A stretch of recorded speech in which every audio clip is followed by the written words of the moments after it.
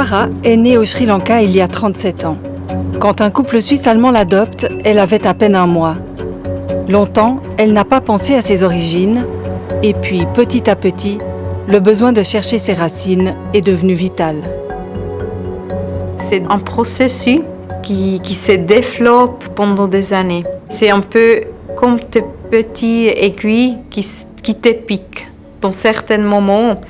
Et tu ne veux pas trop te réfléchir pourquoi tu as mal.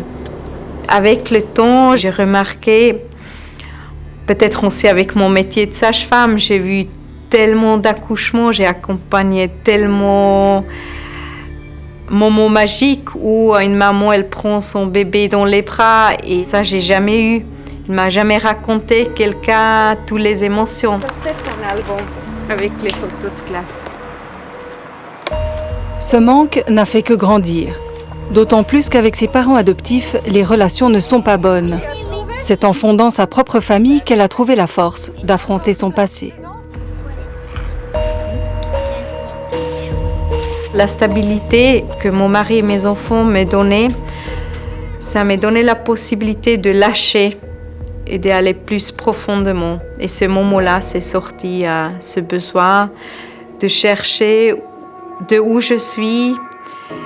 Les enfants, ils ont commencé à poser aussi la question, mais maman, ta maman, où est ma grand-mère? Tu as des sœurs, des frères? Voilà, et tu n'as pas de réponse. Sarah ne sait rien de cette mère sri-lankaise, ni pourquoi elle l'a abandonnée. De ses premières semaines de vie, elle n'a qu'une photo en noir et blanc à laquelle se raccrocher. Et encore, elle n'est pas certaine que ce bébé, c'est bien elle.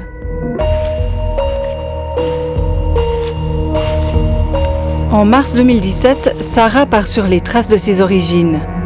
Mais le voyage vire au cauchemar, elle découvre que ses papiers ont été falsifiés.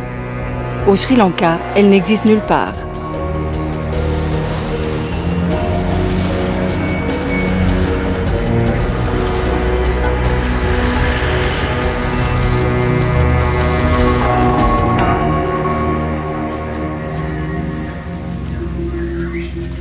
C'est dans ce quartier pauvre de Colombo que Sarah retrouve finalement l'adresse de la femme qui figure sur son acte de naissance. En décembre 2017, elle frappe donc à sa porte. Nous sommes arrivés dans cette maison, toute la famille dedans. Et on a expliqué la situation, qu'on cherche cette personne. Tout d'un coup, elle est venue avec son passeport. Elle a dit « Oui, c'est bien moi ». Elle a dit aussi tout de suite « Oui, je ne suis pas ta maman ». Pourtant, Sarah se sent bien avec cette femme chaleureuse. Elle est sûre que c'est sa vraie mère, mais qu'elle n'ose pas le dire devant sa famille. Je ne voulais pas croire et j'ai dit mais j'ai besoin quand même d'un test ADN. Et elle était prête de venir avec moi dans son laboratoire et on a fait le test ADN avec une prise de sang. Et j'ai voulu croire que c'est ma mère. Et aussi sur les photos, on cherche tous les détails, les yeux, le nez, le front, la bouche. Et j'ai voulu croire que ça c'est ma famille. Seulement aussi pour me dire maintenant je peux arrêter de chercher.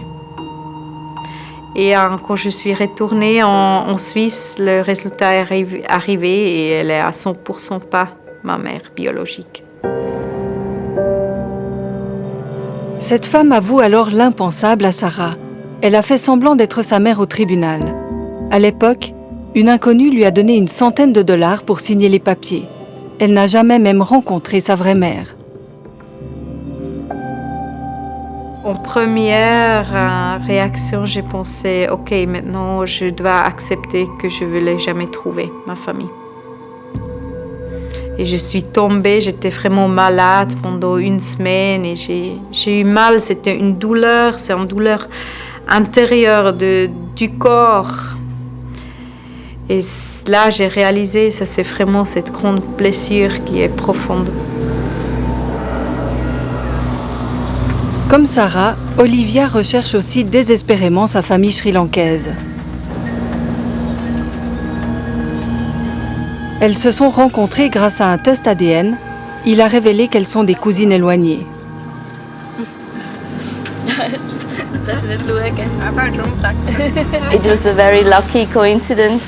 C'était une coïncidence vraiment très heureuse.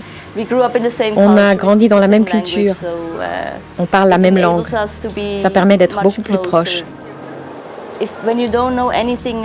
Quand vous ne connaissez personne du même sang, ça a peut-être l'air fou, mais vous pensez que vous êtes peut-être tombé du ciel.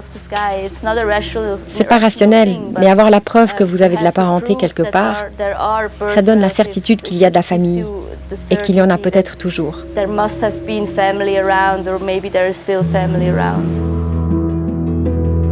Ce sentiment de venir de nulle part a pesé sur Olivia pendant toute sa jeunesse.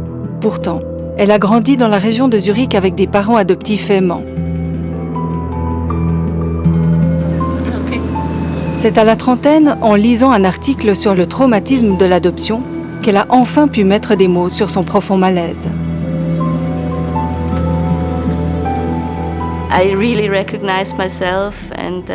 Je me suis vraiment reconnue. J'ai été assez choquée. Ça m'a appris tellement de choses sur moi-même. J'ai pu me débarrasser de beaucoup de honte que j'avais accumulée jusque-là. Pourquoi de la honte? Parce que j'ai toujours pensé que j'avais un vrai problème. Que j'étais comme cassée ou que j'étais une mauvaise personne d'avoir les sentiments que j'avais. Et tout à coup, il y avait une explication. J'ai su que c'était naturel. Excusez-moi. J'ai su que toutes ces choses que je ressens sont une conséquence naturelle de la séparation, de ce qui m'est arrivé à la naissance. Il y a 2 ans, cette prise de conscience lui donne le courage de partir seule au Sri Lanka à la recherche de ses origines. Mais rapidement, elle réalise qu'il n'y a aucune trace de sa naissance.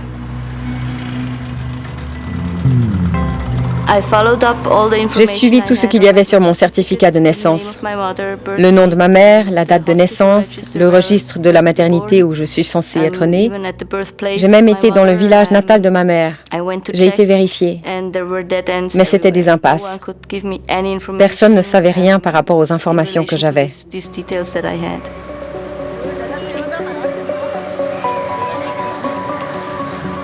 Olivia, tout comme Sarah, sait maintenant que son certificat de naissance est un faux. Mais les 2 cousines refusent de baisser les bras. Elles prennent rendez-vous au registre central de l'état civil à Colombo.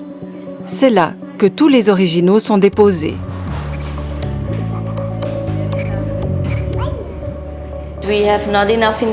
Nos informations ne nous permettent pas de trouver quoi que ce soit et nous espérons qu'il y a quelque chose sur nos certificats de naissance qui pourrait nous mener à nos familles. Vous pouvez nous aider? Le problème, c'est qu'il y a l'ordonnance sur l'adoption d'enfants. Selon une loi de 1946, il faut l'accord d'un tribunal pour voir les originaux.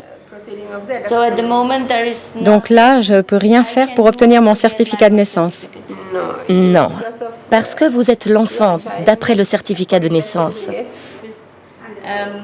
Peu à peu, elles comprennent que leurs dossiers sont vides. Donc, sur le papier, je n'existe pas. On ne sait pas ce qui s'est passé pendant cette période. Je suis tombée du ciel. Pas tombée du ciel, mais...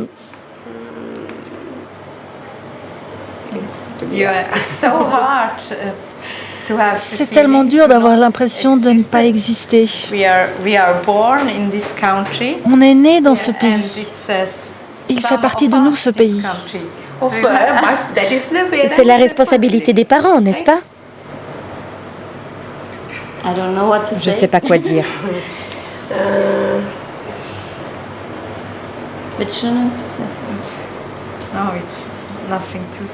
Il n'y a rien à dire.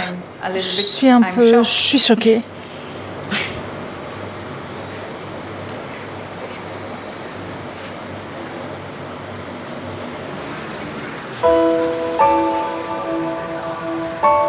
Sarah et Olivia font partie des 750 bébés adoptés par des Suisses dans les années 80. En pleine guerre civile, le Sri Lanka était devenu un Eldorado pour l'adoption. Au total, 11 000 enfants sont partis en Europe. La majorité des couples se tournaient vers des agences privées qui offraient une adoption rapide et à la carte, avec possibilité de choisir le sexe, l'âge et même un enfant plus ou moins clair de peau.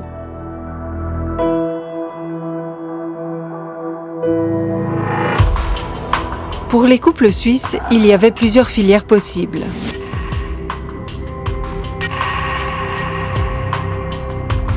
Les orphelinats d'État ou tenus par des religieuses, mais avec peu de bébés et beaucoup d'attentes. Du coup, 2 filières privées se sont imposées. En Suisse, Alice Honegger, une intermédiaire officielle basée à Saint-Gall. Au Sri Lanka, Dawn de Silva, une filière parallèle directement à Colombo.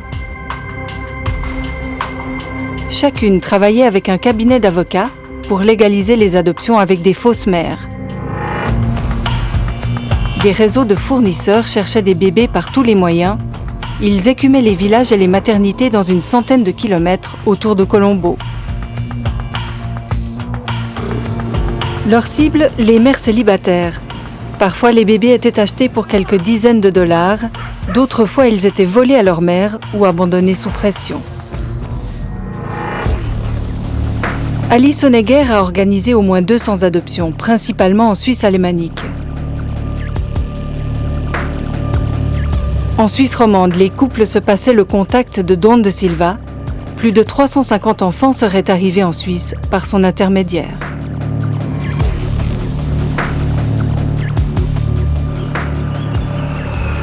Denis et Monica Weisbrot, aujourd'hui retraités dans la campagne bernoise, sont les seuls qui ont accepté de revenir sur cette époque. En 1985, les Weisbrot vivent à Colombier.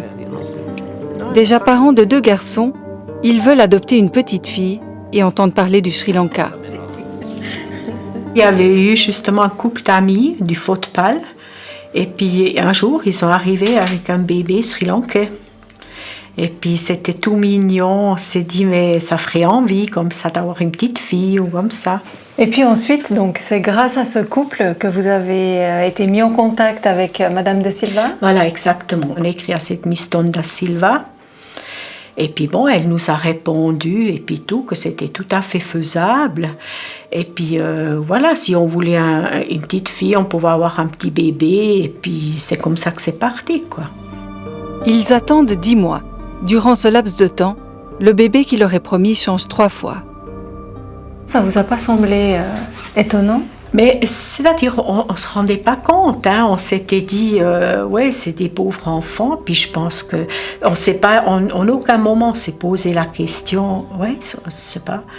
Comme Miss Dawn da Silva, c'était une avocate aussi, on mesure ça peut-être avec, en Suisse. Oui, on fait confiance en nulle part. On s'imaginait qu'il y aurait des choses bizarres, quoi. Dawn de Silva n'est pas avocate. Elle est agente de voyage. Elle propose un programme complet à ses clients, logement, transport, traduction et bien sûr, l'enfant à emporter. Sa famille est influente et bien connectée. Elle exige même des cadeaux pour faire avancer les procédures.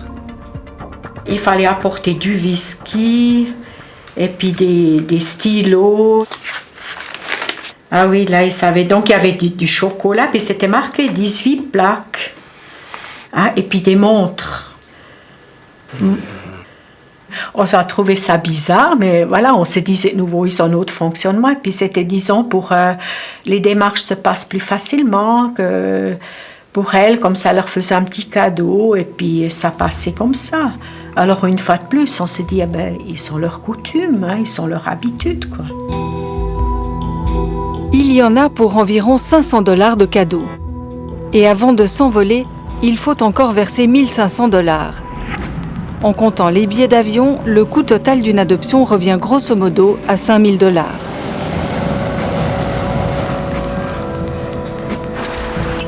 À leur arrivée à Colombo, on emmène tout de suite les Weisbrot recevoir le bébé promis. On s'est arrêté derrière un grand portail en fer qu'on ne pouvait pas voir par-dessus.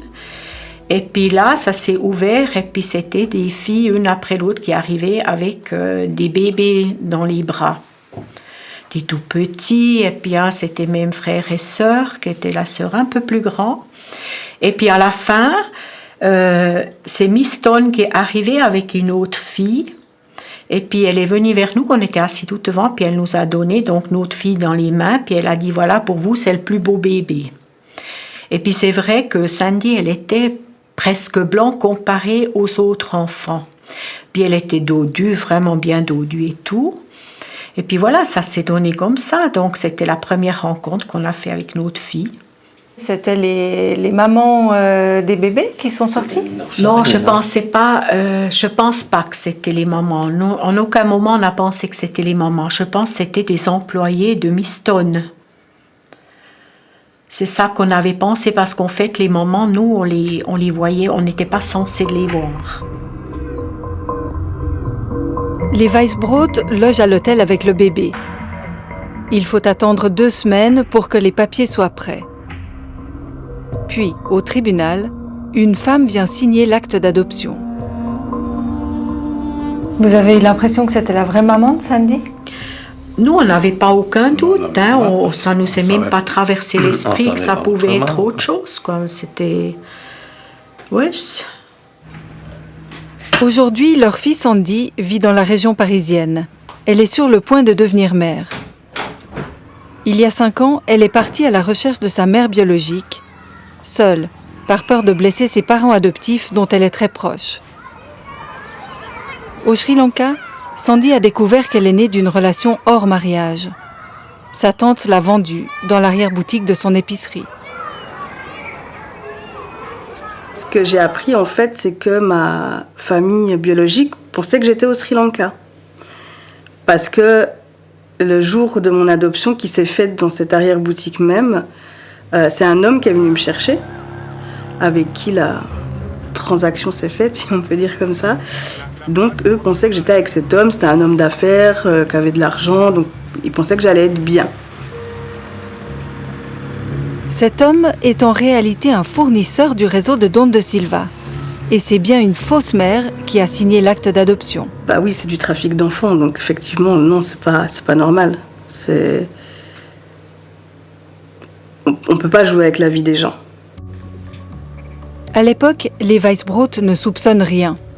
En plus, à l'ambassade suisse, on leur donne sans problème un visa pour leur bébé.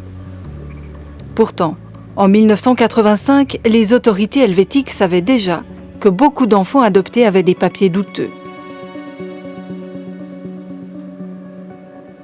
Ils ont simplement fermé les yeux là-dessus. Je pense qu'aucun parent adoptif ne s'est plaint, donc pourquoi ce serait important de regarder ça? Dans mon cas, l'enfant sur la photo du passeport sri-lankais, qui m'a permis de sortir du pays, cet enfant ne ressemble pas du tout à celui sur la photo où ma mère me tient dans ses bras pour la première fois.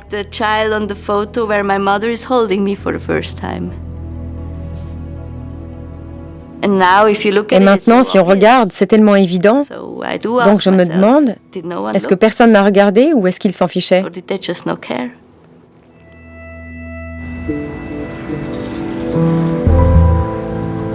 À l'époque, il y a pourtant eu un lanceur d'alerte. En 1984, Peter Souter, jeune assistant social, est engagé par Alice Honegger. Envoyé sur place à Colombo, il se rend 2 fois à l'ambassade suisse pour alerter la responsable des visas. Il constate que même en cas de doute, elle laisse passer.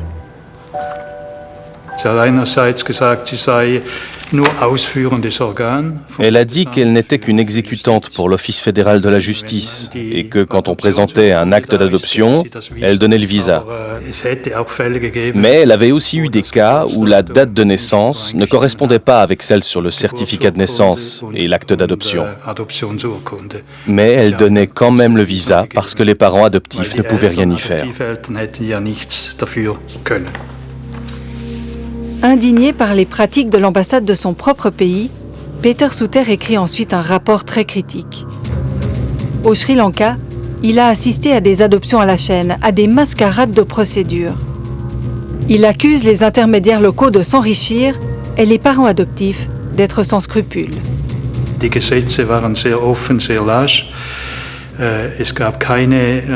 Les lois étaient très ouvertes, très larges. Il n'y avait pas de loi qui fixait un tarif maximum. Chaque intermédiaire pouvait demander autant qu'il voulait. Il n'y avait pas de limite.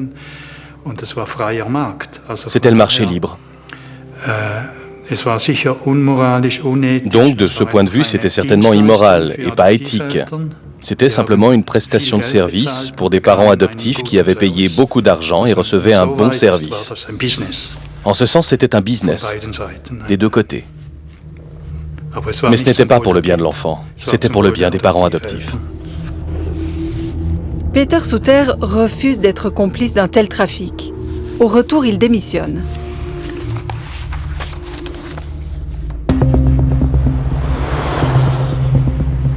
Nous avons contacté le fils d'Alice Honegger. Lui-même adopté, il gère toujours sa fondation dans cette maison, au bord du lac de Zurich. Rudi Honegger nous a répondu par courriel. Il défend la légalité du travail de sa mère, mais refuse toute interview ou accès aux archives.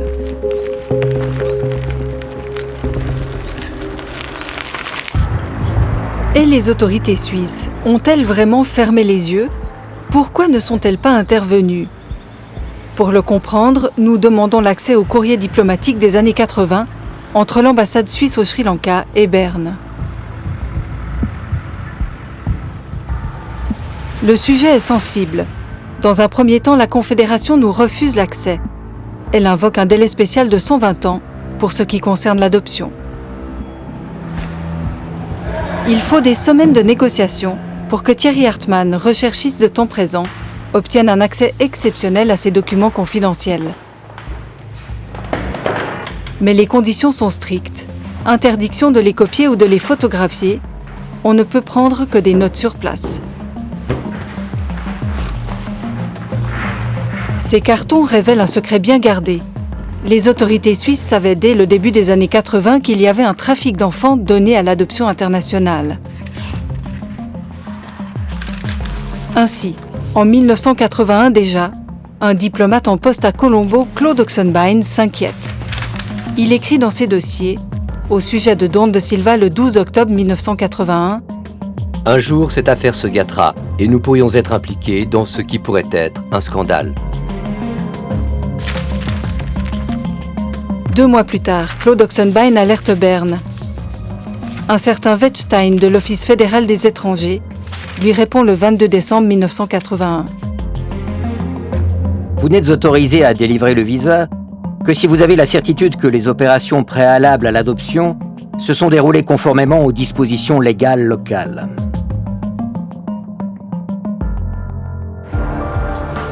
Cette directive place le diplomate suisse à Colombo dans une situation impossible. Refuser les documents présentés reviendrait à dire que les tribunaux sri-lankais sont corrompus. Et puis, l'ambassade est mise devant le fait accompli. Les parents suisses arrivent avec les bébés et des actes d'adoption sri-lankais en règle. Alors, que faire? Claude Oxenbein réplique en préparant un rapport très détaillé qu'il envoie à l'Office fédéral des étrangers à Berne. Il dénonce la pression exercée sur place par les parents adoptifs suisses et les classe en 2 catégories. Le 3 mai 1985, il écrit qu'il y a d'une part des parents pour qui l'argent compte ou dont le sens moral est peut-être un peu plus aiguisé, ils s'élèvent contre les exigences des intermédiaires. Et puis, il y a une seconde catégorie de parents adoptifs composée de gens pour qui l'argent n'a pas d'odeur ou d'importance, pourvu qu'ils parviennent rapidement à leur fin. Exemple, un médecin qui déclare à l'ambassade gagner 1000 francs par jour et n'avoir pas de temps à perdre. Quelques jours plus tard, il est reparti tout fier avec son bébé. Écœuré, le diplomate écrit « C'est dire combien certains de nos compatriotes endossent une lourde responsabilité dans ce contexte. » Face au rapport sans équivoque de son diplomate, Berne n'a pas le temps de réagir. Une semaine plus tard, le 19 mai 1982, le scandale des adoptions illégales devient public. l'Illustré publie un reportage choc.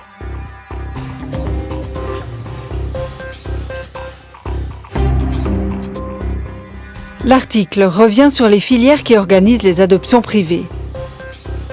Il présente même Dawn de Silva comme l'une des plus importantes marchandes d'enfants de la capitale. Plus loin, le magazine écrit « Devenus de simples produits d'exportation, les enfants à vendre sont presque élevés en batterie, parqués à 5 ou 10 dans des homes que les habitants appellent des baby farms, des fermes à bébés. » Selon l'Illustré, les autorités suisses font la sourde oreille. Pour les douaniers helvétiques, peu importe la manière, pourvu que les papiers de l'enfant soient en règle. C'est aussi la ligne du Conseil fédéral. En juin 1982, Kurt Furgler déclare qu'il y a peut-être un problème au Sri Lanka avec certains intermédiaires locaux, mais pas en Suisse.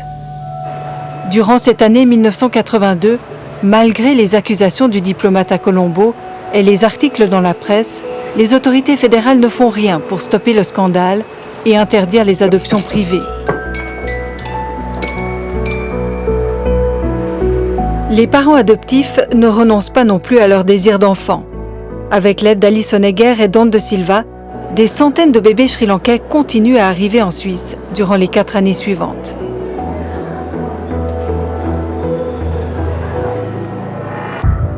Mais en janvier 1987, Dawn de Silva est arrêtée. Elle est accusée d'avoir transformé son hôtel en ferme à bébés. Quelques mois plus tard, le Sri Lanka suspend les adoptions internationales.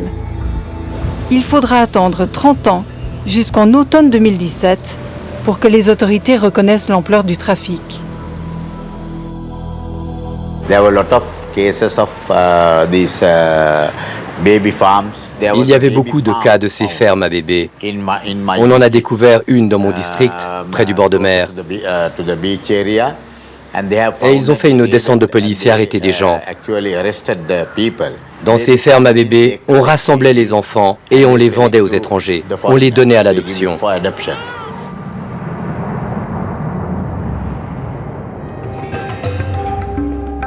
En Suisse, Olivia et Sarah réalisent alors qu'elles ne sont pas seules. Comme elle, une majorité des enfants sri-lankais adoptés dans les années 80 auraient des faux papiers. Elles décident de fonder une association et immédiatement 70 personnes adoptées se sont annoncées. Désormais, elles sont plus de 120.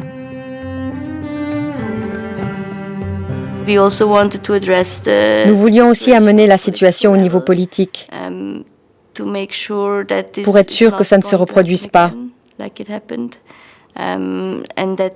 et qu'ils reconnaissent ce qui s'est passé. Juste une reconnaissance, c'est déjà très important. Les autorités suisses, ils ont été quand même au courant de ce qui se passait il y a 35 ans. C'est pas du tout qu'ils ne savaient pas ou ils ne pouvaient pas savoir. Ils se sont dit, voilà, les parents adoptifs, ils ont maintenant leur bébé, tout le monde est content. Ils ne sont pas réfléchis plus loin. C'est une responsabilité que aussi la Suisse doit porter. Et il ne peut pas dire que c'est la faute du pays où les bébés sont nés. Leur appel a été entendu jusqu'au Conseil fédéral, qui a accepté un postulat pour faire toute la lumière sur ces adoptions. L'Office fédéral de la justice a 2 ans pour rendre un rapport. On a en tout cas clairement un devoir de les soutenir dans leur recherche des origines. C'est un devoir qui est ancré dans la loi, qui dérive aussi de la Constitution. Et dans ce cadre-là, va se poser la question de savoir est-ce qu'il y avait eu des illicéités, des irrégularités dans le cadre du dossier en question. Et à partir de là, qu'est-ce qu'on en fait? Qu'est-ce qu'on peut faire de plus? Les adoptés de l'association ont des attentes précises. Concrètement, ils demandent un soutien psychologique et financier à la Confédération pour la recherche de leurs racines. Mais les choses avancent à un rythme fédéral, le dossier n'est pas prioritaire. On n'a pas de moyens supplémentaires en matière de personnel qui nous a été alloué pour la rédaction du rapport. L'équipe adoption est assez restreinte. On est 3 personnes, mais dont aucune ne travaille à temps plein sur ce dossier en particulier. Dans l'immédiat, rien n'est encore mis en place pour aider les adoptés.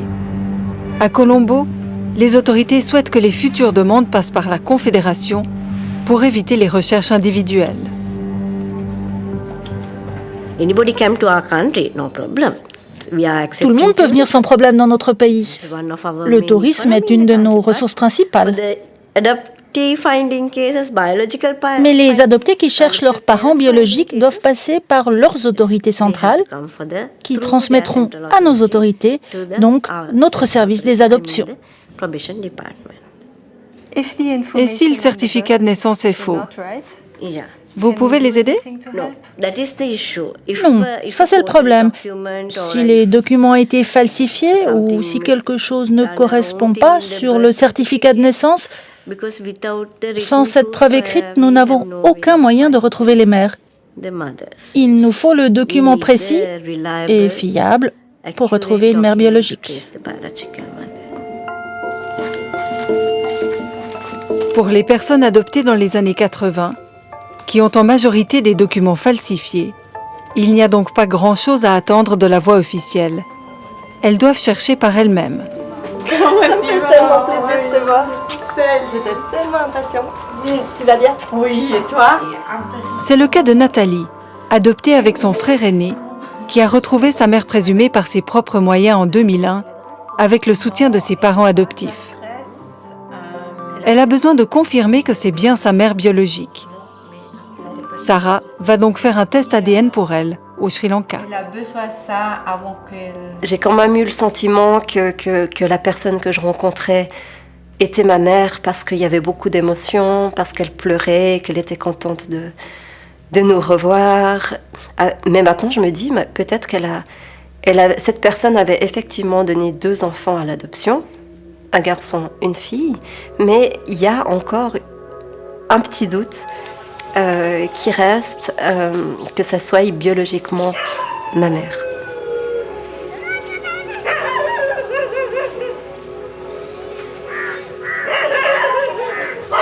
Sarah se rend donc dans ce petit village pauvre au nord de Colombo avec un traducteur. Ici, elle a rendez-vous avec la mère présumée de Nathalie. She's asking you to come in. Okay, thank you.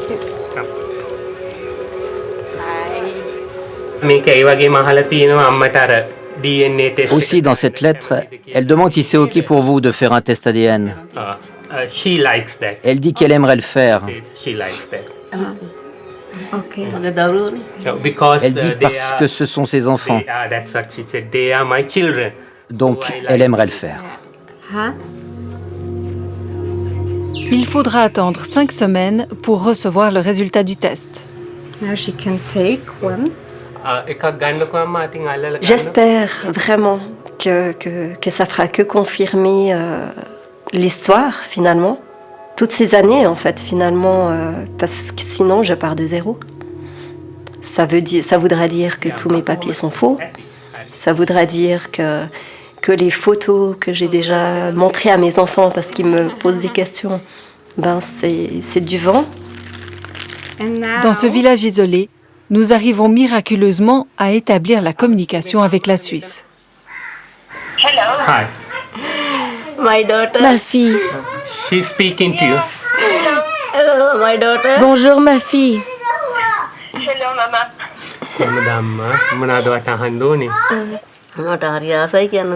She wants to see you. Elle veut vous voir, et spécialement vos enfants.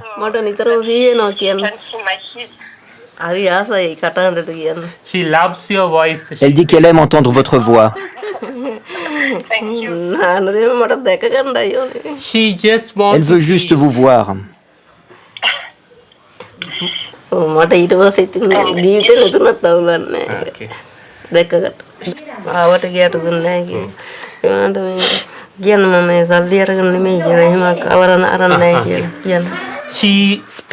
Elle a spécialement répété plusieurs fois qu'elle veut que je vous dise qu'elle n'a pas reçu de l'argent quand elle vous a donné. Elle dit simplement qu'elle ne vous a pas vendu.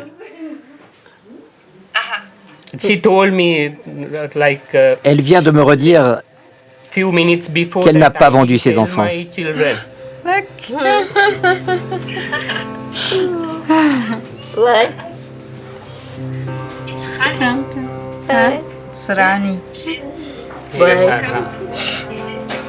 Pendant cette conversation, cette femme explique qu'à l'époque, seule et sans ressources, elle est tombée malade.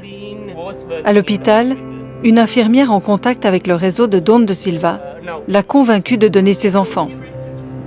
J'ai appris qu'elle nous a donné volontairement, mais c'était quand même un choix dirigé. Donc ça aussi, ça fait une énorme différence de savoir qu'elle ne savait pas exactement ce qu'elle faisait et surtout qu'elle comptait nous revoir. Et ça, aujourd'hui, en tant que maman, j'ose même pas imaginer en fait ce que ça a dû être. Vous pensez qu'on lui a pas bien expliqué au fond ce que ça représentait? Apparemment pas du tout. On lui a pas expliqué ce que adoption voulait dire et en plus qu'elle comptait nous revoir. Donc voilà, elle a été pendant une année internée en hôpital psychiatrique suite à ça. Et c'est là qu'elle a réalisé ce qu'elle avait fait.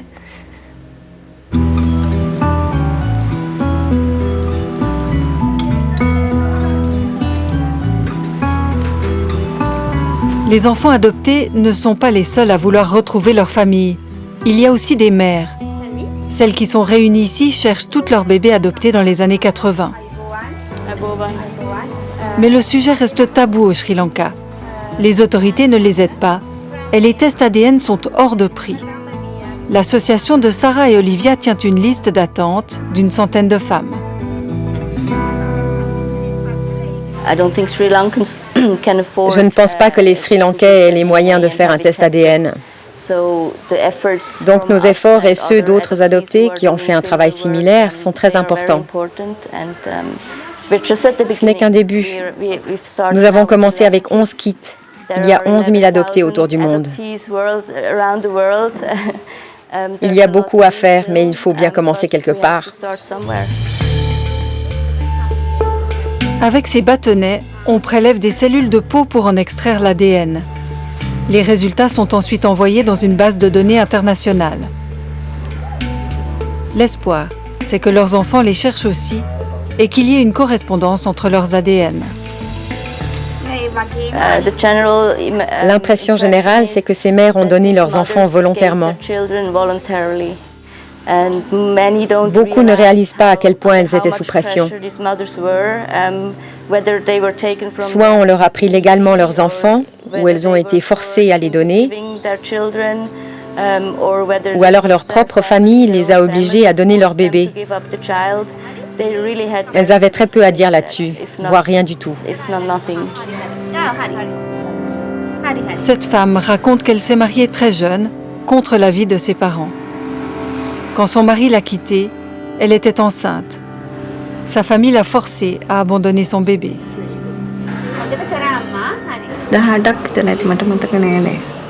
Je la cherche depuis à peu près 18 ans. Je ne sais plus exactement. Elle est née le 15 juin 1977. Elle s'appelle Anusha Kumari. Elle est née à la Castle Maternity à Colombo. J'ai pensé que même si je la donnais à ce moment-là, j'avais l'impression que je pourrais la revoir plus tard. J'étais démunie à ce moment-là.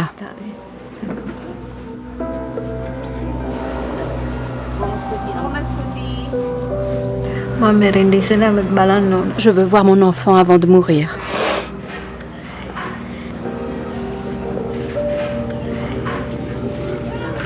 Parfois, le trafic allait carrément jusqu'au vol d'enfants, directement à la maternité.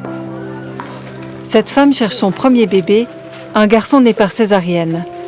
On lui a dit qu'il était mort.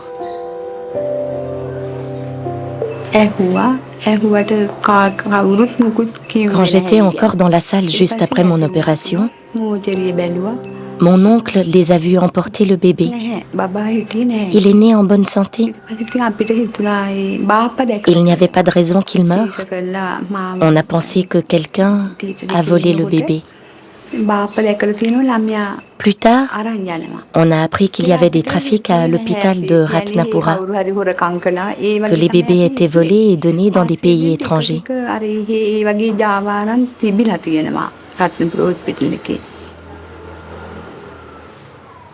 Vous êtes aussi né à l'hôpital de Ratnapura.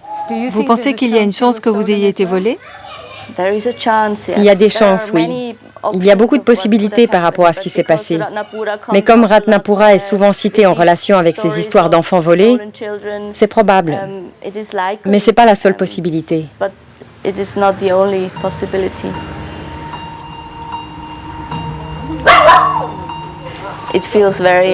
C'est très injuste. C'est comme une loterie. Soit vous avez de la chance et vous trouvez, soit pas.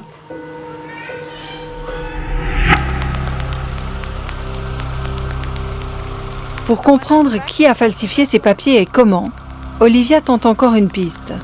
Retrouver Dawn de Silva, l'intermédiaire qui a organisé son adoption. Cette femme a disparu depuis des décennies. La rumeur l'a dit en Californie ou en Australie.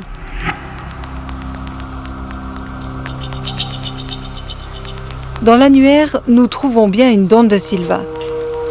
L'adresse nous mène dans un quartier bourgeois de Colombo. Une voisine nous indique une maison. Finalement, de manière incroyable, nous tombons sur elle au fond du jardin. Nous la reconnaissons au premier coup d'œil. Dans un premier temps, elle nie être Dawn de Silva.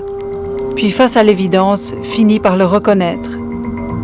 Nous improvisons et filmons avec nos téléphones. Mais elle dit ne plus détenir aucun dossier de cette époque. Vous ne vous souvenez pas des noms? Non. Et vous n'avez pas de dossier? Non. Vous n'avez pas d'archives? Non. À part les dossiers, vous n'avez pas de papier de cette époque? Non, non. Quelque chose de ce genre, rien du tout? Non. Nous la confrontons à des photos, à des lettres qu'elle a envoyées. Mais elle ne se souvient d'aucun des bébés passés entre ses mains, ni d'Olivia, de Sandy, de Nathalie, personne. Toute ma vie, j'ai pensé que c'était vous, l'avocate. Oh non, non. Celle qui a organisé mon adoption et qui m'a volé à ma mère. Non, c'est pas de ma faute. Mais vous comprenez que pour ces enfants, maintenant, c'est très difficile. Parce qu'ils ne peuvent pas retrouver leurs parents biologiques. Je comprends, mais c'est pas moi qui allais prendre les enfants, ni leur certificat de naissance. Je ne sais rien. Moi, je les amenais juste au bureau de Maître Pereira, et ensuite, des parents venaient signer devant l'avocat, et voilà. Voilà, c'est tout. Mais les mères biologiques qui donnaient leurs enfants à l'adoption, vous les avez jamais rencontrées?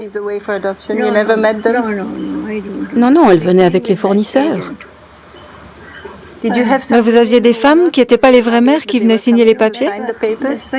Pour ça, vous devriez demander aux fournisseurs. Ils faisaient tout. Mais vous aviez pas des fausses mères? Non, non, je n'ai rien fait dans le domaine de l'adoption. La discussion prend ensuite un tour surréaliste. Dawn de Silva affirme que son arrestation en 1987 était un coup monté, la vengeance d'un ex-mari jaloux.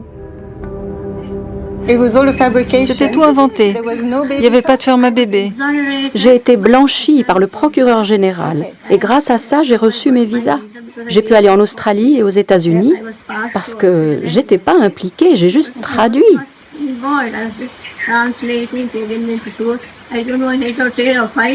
Mais vous n'avez pas organisé une ferme à bébé à Wadoua? Non, ça a été fabriqué de toutes pièces. C'était fabriqué? Oui, oui. Mais vous êtes allé en prison ou pas? J'ai été un petit peu de temps. Combien de temps? Une semaine environ. Et après, vous êtes sorti? Oui. D'après les articles de l'époque, une erreur de procédure lui aurait effectivement permis d'échapper à la prison. Elle s'est ensuite enfuie aux États-Unis et n'a l'air d'avoir ni remords ni regrets. Est-ce qu'il y a quelque chose que vous aimeriez dire à tous ces enfants, tous ces bébés? Si vous aviez un message pour eux, qu'est-ce que vous voudriez leur dire? Ils doivent avoir une vie heureuse là-bas, non? Je pense que certains auraient fini dans les poubelles. Après, j'ai vu beaucoup de choses comme ça. Jetés à la poubelle au Sri Lanka? Oui. Vous pensez que vous les avez sauvés d'une mauvaise vie au Sri Lanka? Oui, une mauvaise vie. Pour Olivia, ces mots sont douloureux. Beaucoup de mères sont très tristes d'avoir perdu leurs enfants. Et tout ce qu'elles veulent, c'est de les retrouver avant de mourir. Est-ce que vous le regrettez? Je suppose, oui. Mais vous avez dû avoir une meilleure vie là-bas qu'au Sri Lanka. Je ne sais pas. Je ne sais pas comment ma vie aurait été ici. J'aurais été avec ma mère. Pendant toute ma vie, ma mère m'a manqué. Donc c'est très triste pour moi. Je comprends. Vous êtes vraiment sûr que vous ne vous souvenez de rien pour Olivia? Qu'est-ce que vous aimeriez lui dire? J'espère qu'elle va retrouver sa mère. Au final, aucune information, aucune empathie non plus.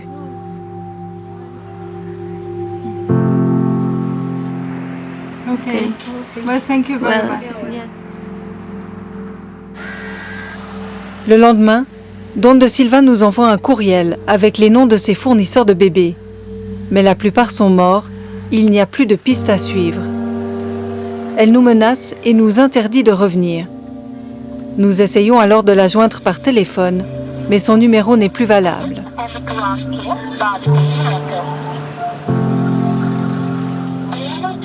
Pour Olivia, c'est encore une porte qui se ferme après cette rencontre irréelle. Elle était un peu comme un fantôme. Un peu comme ma maman biologique en fait. On entend des choses, des rumeurs. Je pensais qu'elle avait gagné beaucoup d'argent, qu'elle avait dû se construire une très belle vie.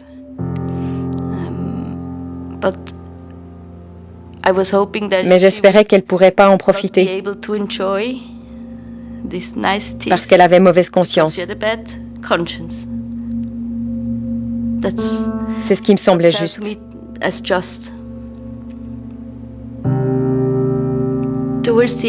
Vers la fin de la conversation, je crois que j'ai un peu laissé sortir mes émotions. Je me sentais très en colère. En colère, dégoûtée.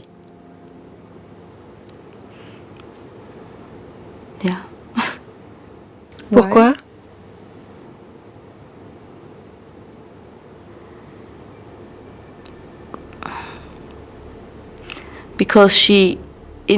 Parce qu'elle a influencé tellement de vies, si profondément. Elle n'a pas réalisé ou n'a pas voulu réaliser ce qu'elle avait fait. Ça ne l'a pas affectée.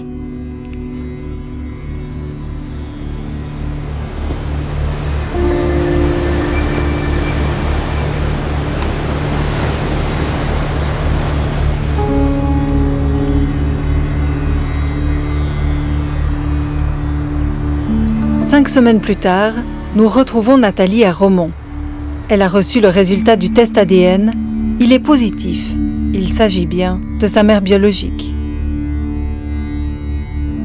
J'ai pour la première fois de ma vie les épaules qui se sont relâchées, la respiration qui va mieux, la digestion qui va mieux. Je crois que c'est un ensemble finalement. Parce que sans être consciente de tout ça, pour moi, le corps se souvient quand même et mémorise des choses. Et il y avait énormément de tensions qui ont pu se libérer finalement. Je me sens aussi extrêmement reconnaissante et chanceuse parce que je connais d'autres personnes qui ont fait ces recherches, qui pensaient que retrouver leur mère biologique et finalement ça a été un résultat négatif. Et là, c'est dur, c'est extrêmement dur. Donc je sais la chance que j'ai. Et pour mes enfants, qui quand même arrivent à un âge où ils me posent des questions, j'hésitais un peu à leur répondre à certaines choses vu que j'étais pas sûre. Donc là, ça change la donne. Maintenant, je peux y aller, je peux leur dire, on va pouvoir aller là-bas quand ils seront prêts. Voilà, je pense que c'est extrêmement important qu'ils connaissent. Ils n'auront pas à faire tout ce travail que j'ai fait, finalement. tout ce travail de recherche, toutes ces questions sans réponse, ils les auront. Et pour leur propre identité, c'est extrêmement important.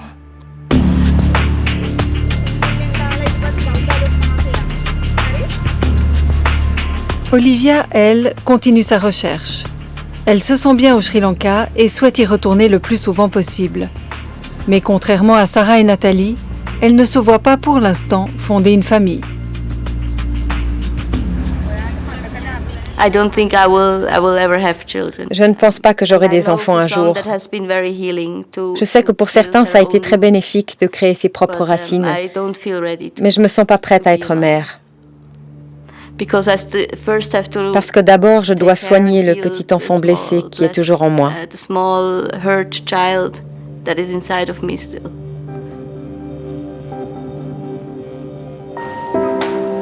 Salut, ça va?